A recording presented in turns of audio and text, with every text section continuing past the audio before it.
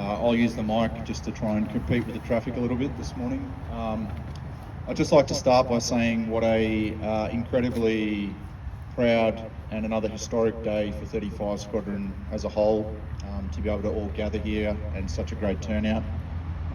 Welcome to all the distinguished guests again, ladies and gentlemen, and thank you for John and the team for allowing me to say a few words today as well. As we gather here at the Memorial Grove, a place of reflection, remembrance and service, to dedicate this plaque in honour of number 35 Squadron, Royal Australian Air Force, for all that have served under its banner, past, present and future.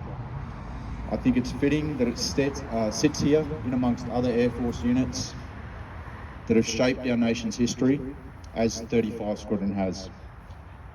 35 Squadron's story, as Air Commodore Clark has highlighted, is one of enduring service, adaptability and quiet achievement, always exceeding the expectations that have been set from it. Air Commodore Clark provided a great outline of the history and a little hint into the current era of 35 Squadron, and I'd now like to expand a little bit further on what it's been up to since its reformation in 2013. When it was reformed in 2013 in Richmond, it had quite a task ahead of it. Reintroducing a whole new aircraft, re-establishing an entire new squadron is no small task, and it was entrusted upon the wonderful people that were put in charge, led by Air Commodore Clark at the time. The capability has since become one that's central to Australia and its tactical air mobility system, and it really has now found its home in the Pacific.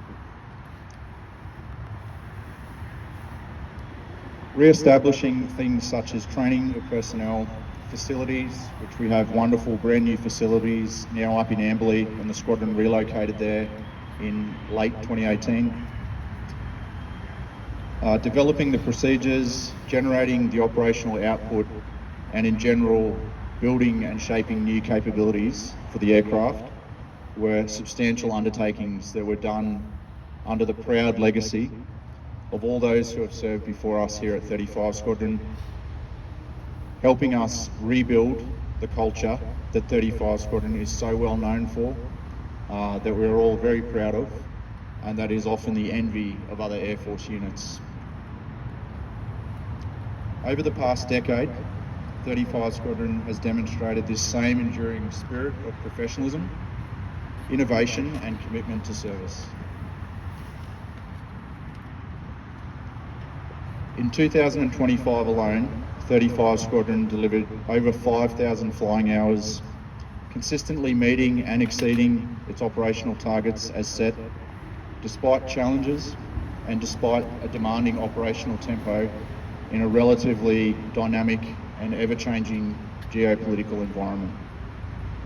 In 2026, the squadron is on track to achieve 5,500 hours, which will not only be the first time in its history that we've achieved the target rate of effort, but it's also likely that 35 Squadron will be the only Air Force squadron to do this year.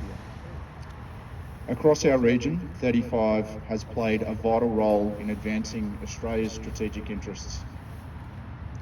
Through the Defence Pacific Air Program, or DPAP as it's known, the squadron maintained continuous deployments throughout Papua New Guinea and Fiji since 2023, through to today.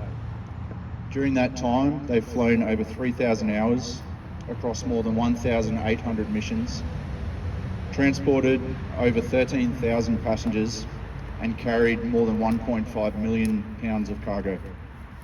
The flying hours alone equates to spending about 4 months in the air.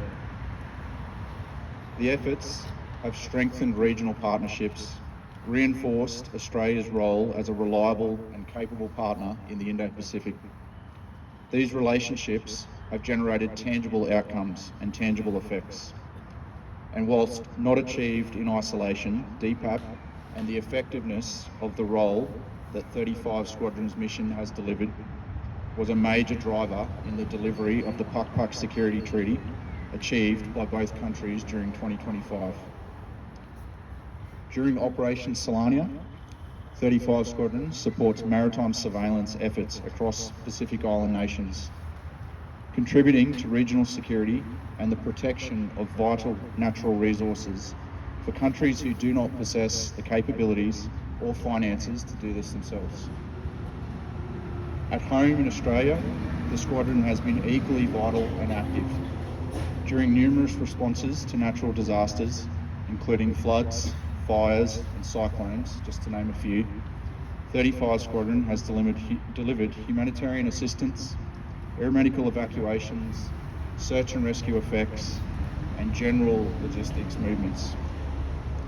Most of this is often at extremely short notice and always with professionalism and care that the prestigious Wallaby Airlines is so well known for. During exercises with the Joint Force, 35 Squadron demonstrates its ability to operate in complex, high-end environments, deploying aircraft and its personnel home and abroad, working and integrating with our joint and coalition partners, and contributing to tactical air mobility and personnel recovery operations. These achievements reflect not just the capability, but a commitment by everyone who partakes.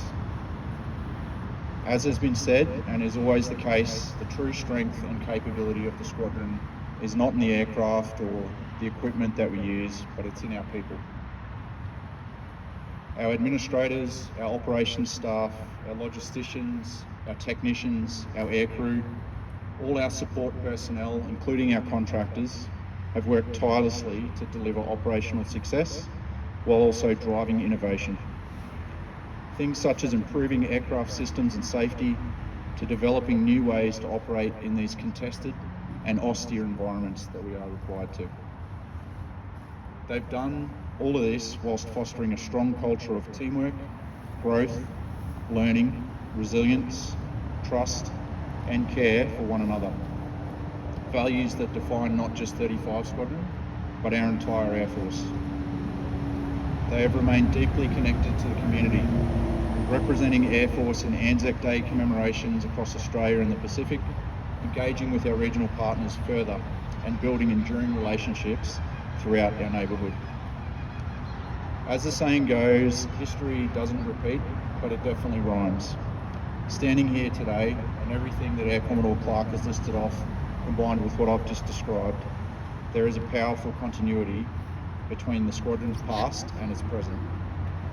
During the Second World War, the 35 Squadron built its reputation conducting vital transport operations in difficult and often austere conditions across the Southwest Pacific, quietly enabling the success of others. During Vietnam, the Squadron was responsive as always, innovative, resilient, and adaptable.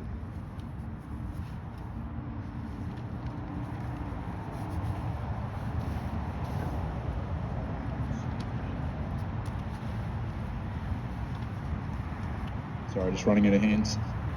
Today, the same role and mentality continues. The aircraft are different, and they'll probably be different again in the future. The environments have evolved, but the mission to deliver our people, equipment, and support whoever needs it, wherever it's needed, and whenever it's needed, remains unchanged.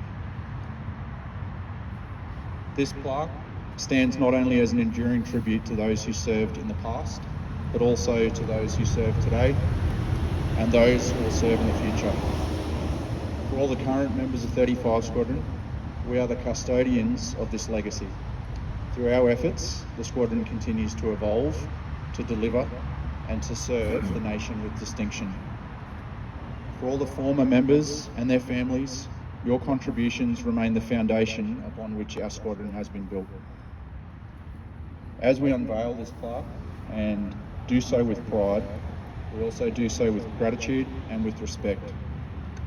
Pride in what 35 Squadron has achieved, gratitude for all the service that's been rendered, and respect for the enduring place that the Squadron holds within the history and the future of the Royal Australian Air Force. So, in summary, may this memorial, standing here in the nation's capital, serve as a lasting reminder of the professionalism, dedication and service of Number 35 Squadron, Royal Australian Air Force.